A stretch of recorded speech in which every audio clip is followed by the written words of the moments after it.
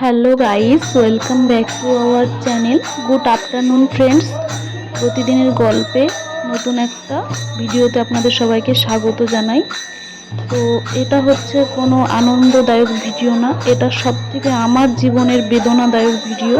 তো আমি আমার জীবনে যাকে অতি প্রিয় মানে অতি পছন্দের আর অতি কাছের একজন মানুষকে হারিয়ে ফেলেছি, যে সব সময় আমাকে সব কিছু সঠিক পরামর্শ দিতেন।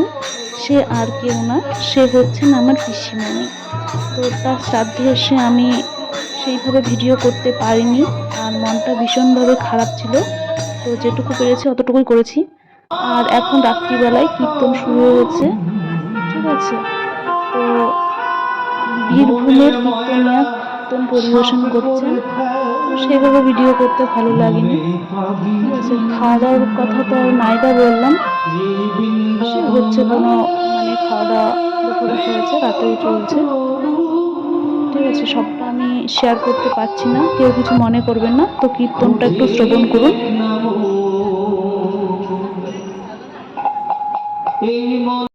তো বন্ধুরা, আমি শ্রাদ্ধের দিন সেই রকমভাবে বেশি ভিডিও করতে পারিনি।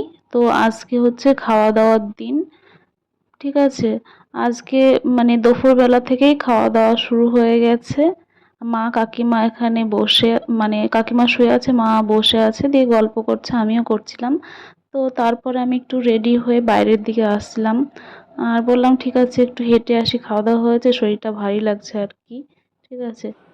তো মানে একটু সকালবেলায় মুড়ি ঘুগনি খেয়েছিলাম, আর দুপুরবেলায় ভারী খাবার হয়ে গেছে। তো আজকের মেনুতে ছিল বেগুনি, স্যালাড, তারপরে ফ্রাইড রাইস, চানা, পনির, তারপরে ছিল ভাত, শুক্তো, শুক্তুনি, ডাল, ভাজা, আর ছিল কাতলা মাছ, তারপরে চাটনি, পাঁপড়, দই, মিষ্টি, কালাকাঁদ, ঠিক আছে।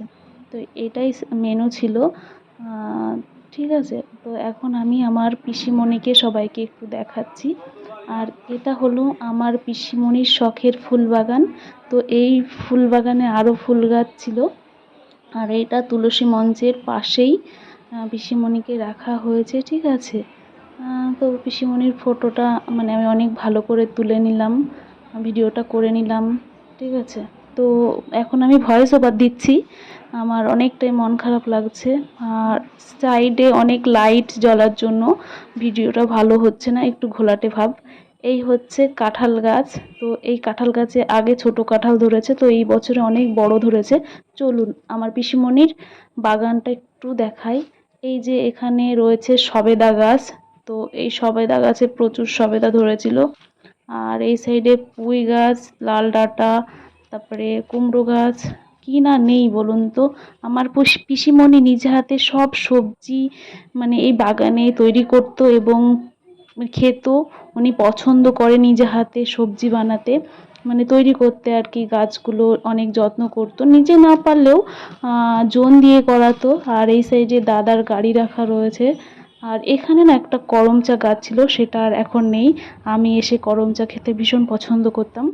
বন্ধুরা, আপনারা সবাই আমার পিসিমণির আত্মার শান্তি কামনা করবেন।